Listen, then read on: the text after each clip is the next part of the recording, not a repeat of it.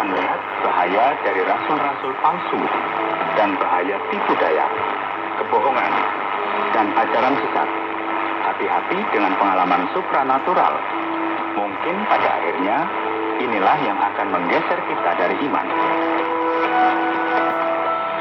Saudara, kita melihat lagi pembelaan Paulus tentang kerasulannya. Paulus banyak yang disebut dalam rasul palsu dan mencoba untuk menjelaskan apa artinya menjadi rasul Yesus Kristus.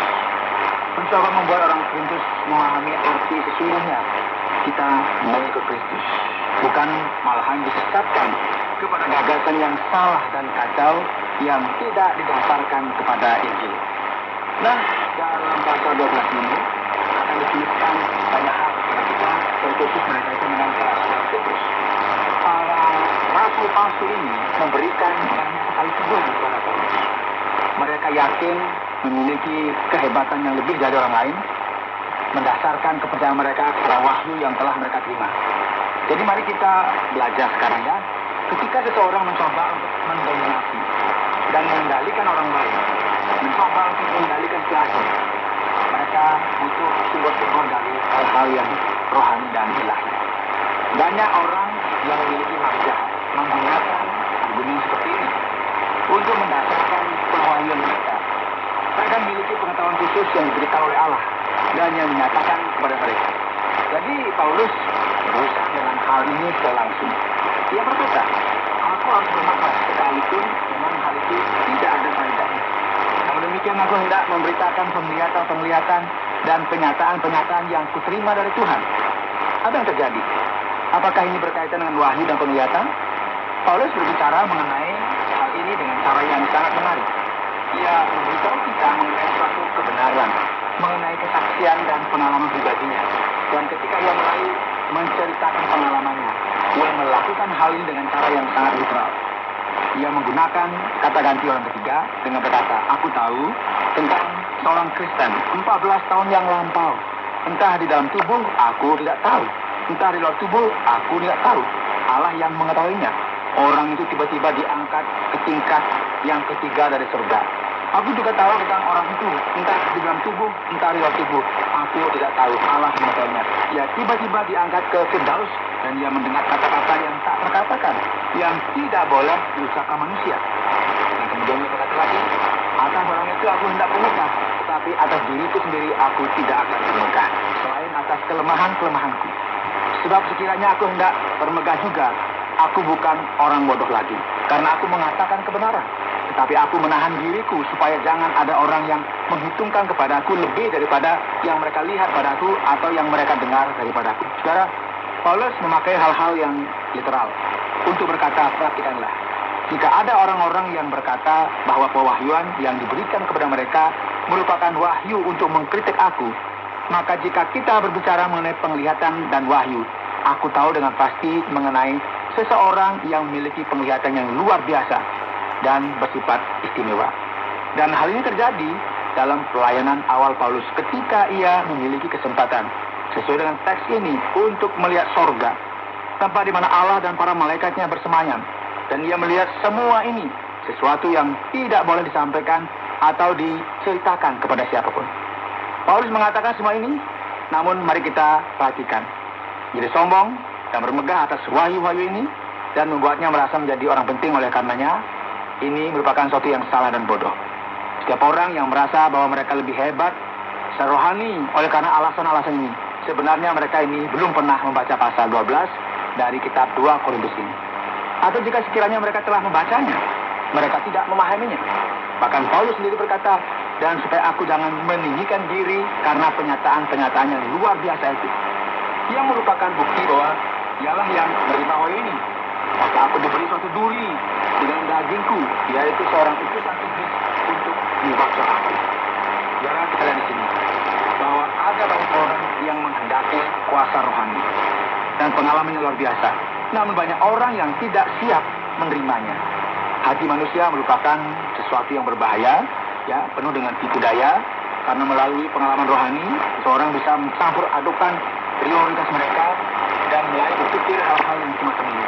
Mereka merasa merasa lebih hebat dari orang lain dan merasa bahwa mereka lah yang istimewa di Tuhan karena ia sering sekali tidak mengizinkan hambanya hancur dengan pengalaman-pengalaman rohani semacam ini. Dan dalam kasus Paulus ini, dia mulai menghadapi duri dalam daging, sesuatu yang sangat sulit bagi kita mengerti dengan jelas ya tentang apa yang terjadi.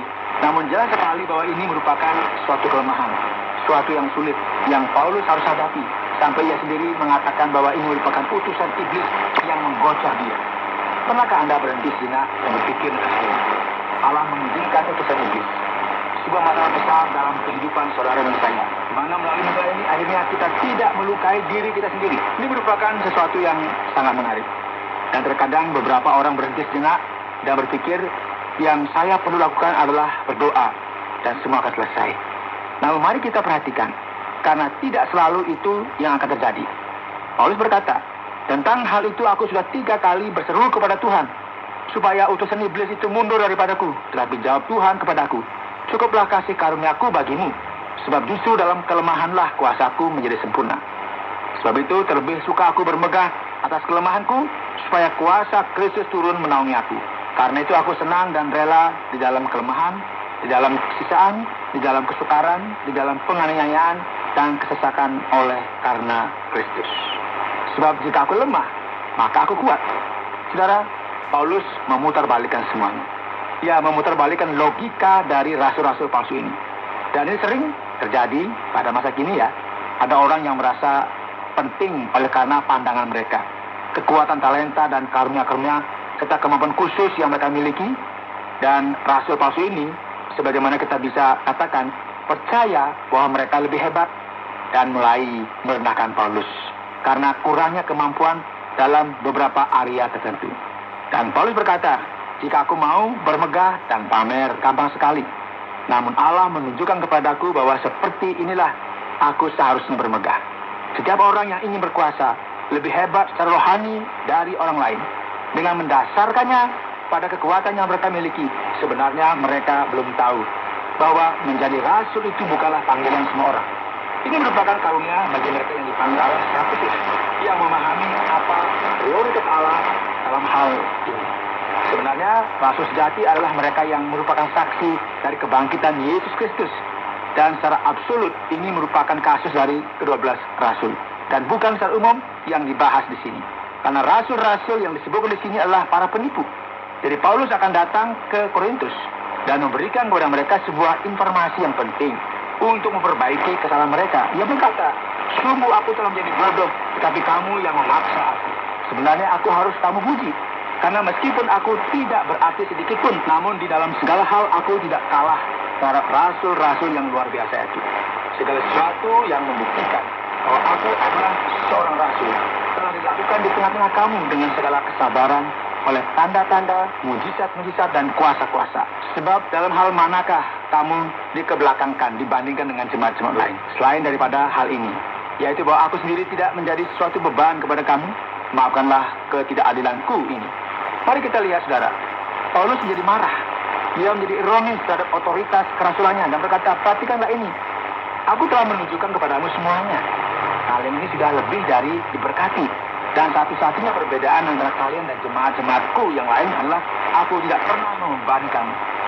Jadi apa yang akan terjadi sekarang?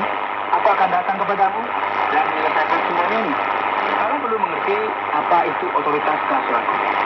Sesungguhnya sekarang sudah untuk ketiga kalinya aku siap untuk mengunjungi kamu. Dan aku tidak akan merupakan beban bagi kamu. Sebab bukan hartamu yang kucari, melainkan kamu sendiri. Apa yang kalian bisa dengar? Aku berbicara kepada kalian. Karena bukan anak-anak yang harus mengumpulkan harta untuk orang tuanya, melainkan orang tualah untuk anak-anaknya. Karena itu aku suka mengorbankan milikku, bahkan mengorbankan diriku untuk kamu. Aku mau memberkati kamu, bukan malahan memeras kamu. Sudah lama agaknya kamu menyangka bahwa kami hendak membela diri di depan kamu. Demikian kita perhatikan ayat 19. Di hadapan Allah dan demi Kristus kami berkata, semua ini saudara-saudaraku yang terkasih terjadi untuk membangun imanmu. Sebab aku khawatir bahwa apabila aku datang, aku mendapati kamu tidak seperti yang kuinginkan, dan kamu mendapati aku tidak seperti yang kamu inginkan. Aku khawatir akan adanya perselisihan, iri hati, amarah, kepentingan diri sendiri, fitnah, bisik-bisikan, keangkuhan, dan kerusuhan. Dia ingin mengunjungi mereka supaya mereka bisa menyelesaikan masalah dan bertobat dari kesalahan-kesalahan mereka. Dan sesuai dengan ayat 21, aku khawatir bahwa apabila aku datang lagi, Allahku akan merendahkan aku di depan kamu, dan bahwa aku akan berduka cita terhadap banyak orang yang di masa yang lampau berbuat dosa dan belum lagi bertobat dari kecemaran, percabulan, dan ketidaksopanan yang mereka lakukan. Dari Paulus memberi konfirmasinya melalui kata-kata penutupnya bahwa ia akan mengunjungi mereka untuk yang ketiga kalinya, dan dia berkata, kita perlu membicarakan masalah ini. Baru dengan keterangan dua atau tiga orang saksi, suatu perkara sah. Dan aku ingin berkata kepada mereka bahwa aku tidak akan menyayangkan mereka pada waktu aku datang lagi, karena kamu ingin suatu bukti bahwa Kristus berkata-kata dengan perantaraan aku, dan ia tidak lemah terhadap kamu, melainkan berkuasa di tengah-tengah kamu. Karena sekalipun ia telah disalibkan oleh karena kelemahan, namun ia hidup karena kuasa Allah. Memang kami adalah lemah di dalam dia, tetapi kami akan hidup bersama-sama dengan dia untuk kamu karena kuasa Allah. Yesus menghendaki sebuah sikap yang benar darimu, dan kalian ini orang-orang yang suka menuntut. Jadi, mari kita putar balik keadaan ini. Aku akan menunjukkan kepada kalian bahwa aku adalah seorang rasul yang sejati. Jadi mari kita perhatikan bersama, hai orang Korintus. Ujilah dirimu sendiri, apakah kamu tetap tegak di bawah iman? Apakah kalian sudah dipedaya oleh rasul-rasul palsu itu? Selidikilah dirimu. Apakah kamu yakin akan dirimu bahwa Kristus ada dalam diri kamu? Sebab jika tidak demikian, kamu tidak tahan uji. Tapi aku harap bahwa kamu tahu bahwa bukan kami yang tidak tahan uji. Saudara, dengan demikian secara terus terang dia berkata pada mereka tentang otoritas kerasulannya yang diberikan oleh Kristus sendiri kepadanya, karena menjadi seorang rasul bukanlah panggilan bagi semua orang. Dan menunjukkan sekali bahwa dengan segala otoritas dan sasaran ini, Paulus akan menentukan semuanya dengan penuh kasih. Akhirnya, saudara-saudaraku, bersukacitalah, usahakanlah dirimu supaya sempurna. Terimalah segala nasihatku, satu kepikilah kamu dan hiduplah dalam damai sejahtera. Maka Allah sumber kasih dan damai sejahtera akan menyertai kamu. Berilah salam seorang kepada yang lain dengan cium yang kudus. Salam dari semua orang kudus kepada kamu. Kasih karunia Tuhan Yesus Kristus dan kasih Allah dan persekutuan Roh Kudus menyertai kamu sekalian. Demikianlah kata terakhir yang dituliskan oleh Rasul Paulus kepada jemaat Korintus. Perkataan akan otoritas kerasulan yang diberikan oleh Yesus kepadanya, karena seperti yang Anda telah dengar bersama, menjadi seorang rasul bukanlah panggilan bagi semua orang.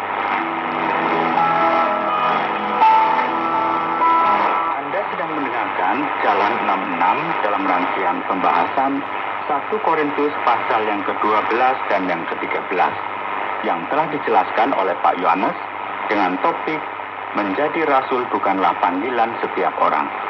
Yang berikut mari kita beranjak kepada bagian tanya jawab dalam bagian terakhir dari surat Rasul Paulus yang kedua kepada jemaat di Korintus pada pasal yang ke-12 dan yang ke-13. Pak Yohanes, pasal 12 ini merupakan sebuah pasal yang luar biasa. Luar biasa sekali pengalaman yang dialami oleh Rasul Paulus. Apakah ia diangkat ke sorga begitu, Pak? Apakah Bapak bisa menjelaskan kepada kami lebih detail mengenai semuanya ini? Dan apakah saya bisa mengalami pengalaman yang semacam ini, Pak Yohanes? Pak Oti, kalau urusan yang seperti itu, saya kurang tahu ya. Mungkin Anda perlu menjadi seorang rasul dulu ya. Seperti Paulus ini, supaya bisa mengalami pengalaman seperti ini.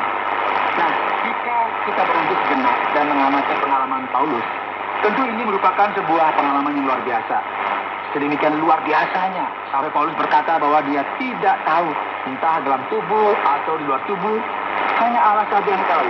Allah memberikan kepadanya sebuah pengalaman yang istimewa, karena ia diangkat ke sorga, dan dia memiliki kesempatan untuk melihat hal-hal sebagaimana dijelaskan di dalam firman Tuhan.